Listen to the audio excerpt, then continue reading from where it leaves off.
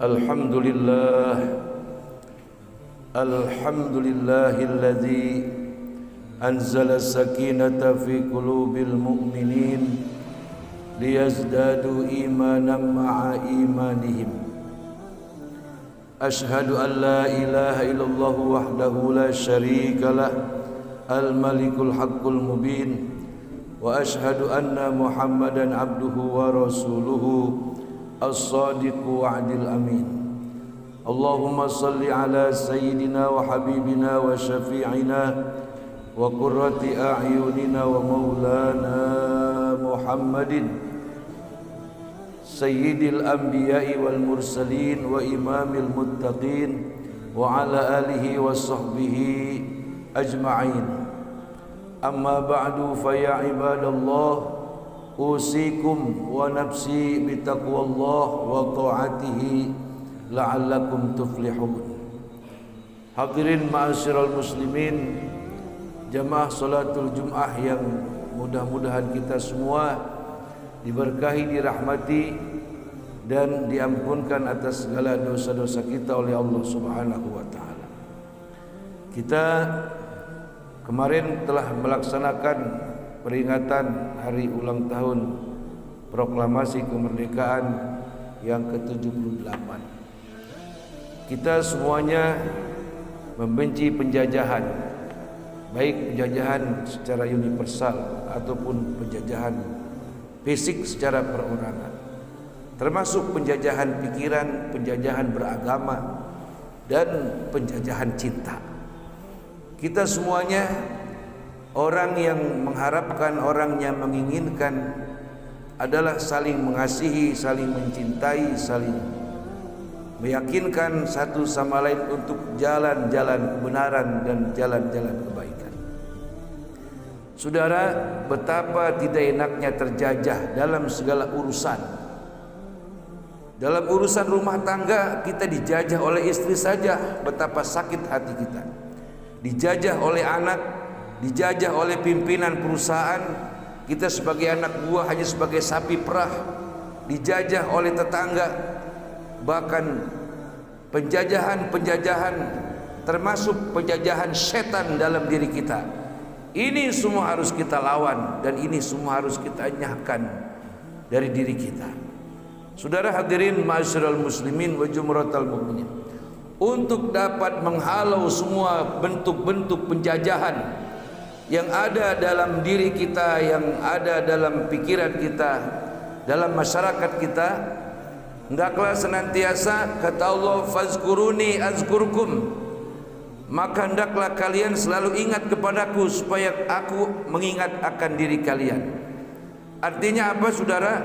Kalau kita selalu dalam keseharian kita mengingat kepada Allah, selalu membesarkan Allah daripada yang lainnya, Allah pasti akan menolong kita, akan membebaskan diri kita daripada penjajahan yang senantiasa menghantui, senantiasa datang, selalu mengganggu pikiran dan perasaan kita. Kemudian saudara, kita juga harus terlepas daripada penjajahan paham beragama, bahwa paham beragama adalah merupakan sebuah keniscayaan. Perbedaan adalah merupakan sunnatullah yang sudah ditetapkan oleh Allah Subhanahu wa taala.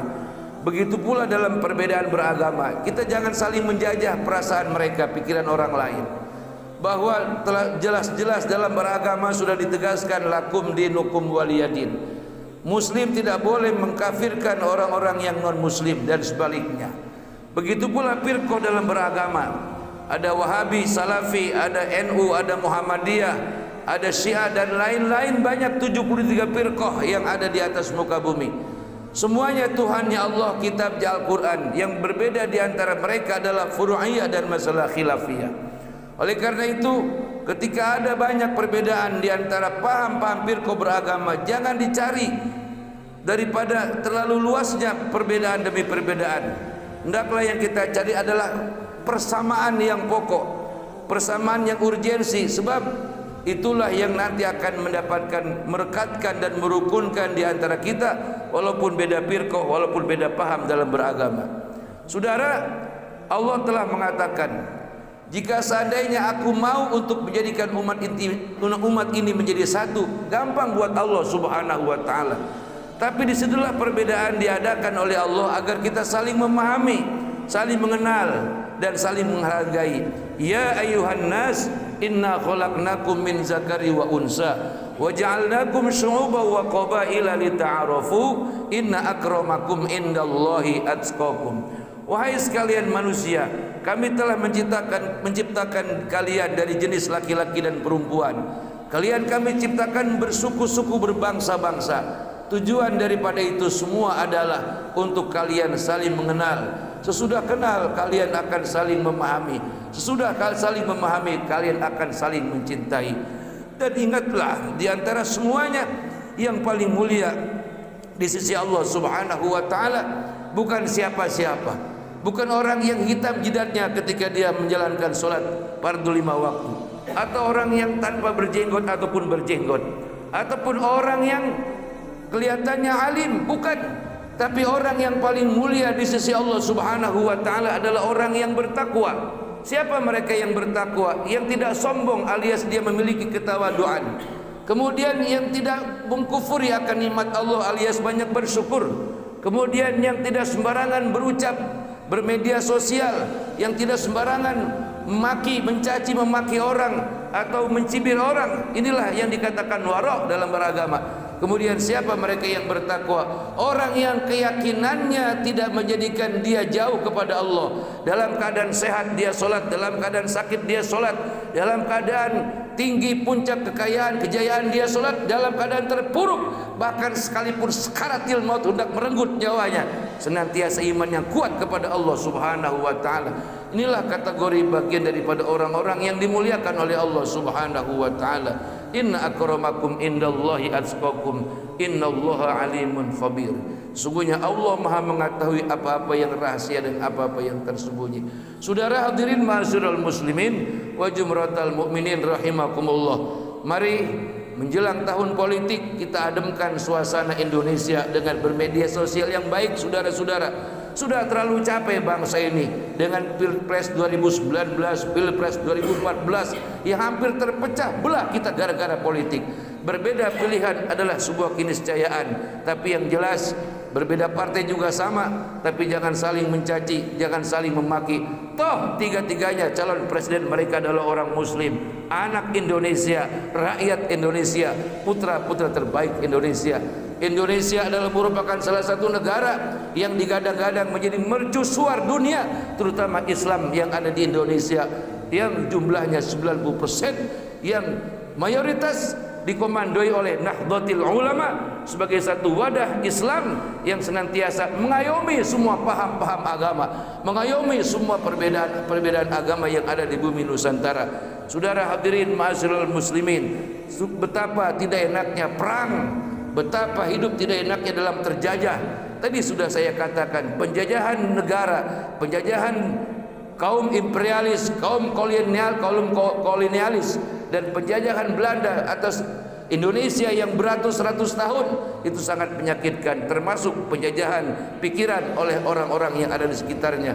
Yang jelas hidup di alam merdeka penuh dengan kebahagiaan, penuh dengan ketentraman, itu bisa tercipta dengan syarat diantara kita semuanya saling memahami, saling mengerti dan saling menyadari mau kemana kita hidup.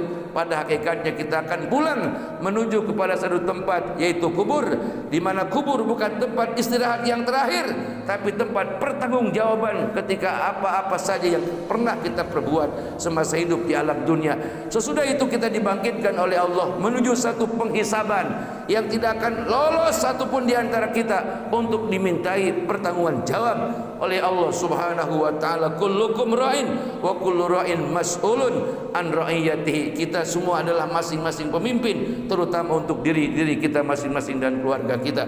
Dan mudah-mudahan melalui khutbah yang saya sampaikan kiranya ada hikmah dan manfaat buat saya dan buat kita semua.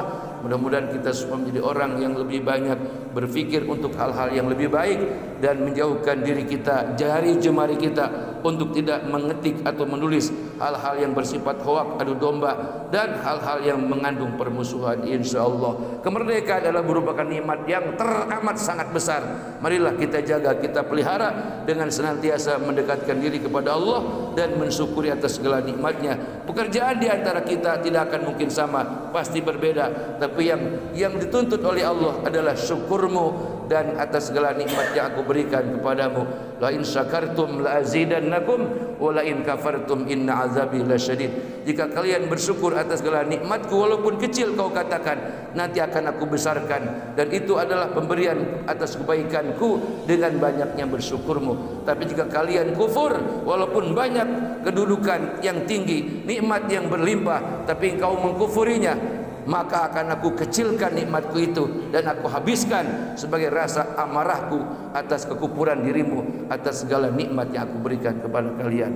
Barakallahu li wa lakum fil Qur'anil azim wa nafa'ani wa iyyakum bima fihi minal ayati wa zikril hakim wa taqabbala minni wa minkum tilawatahu innahu was-samiul alim. Aqulu qawli hadza astaghfirullahal azim li wa lakum wa li sairil muslimina wal muslimat wal mu'minina wal mu'minat fastaghfiruhu innahu huwal ghafurur rahim.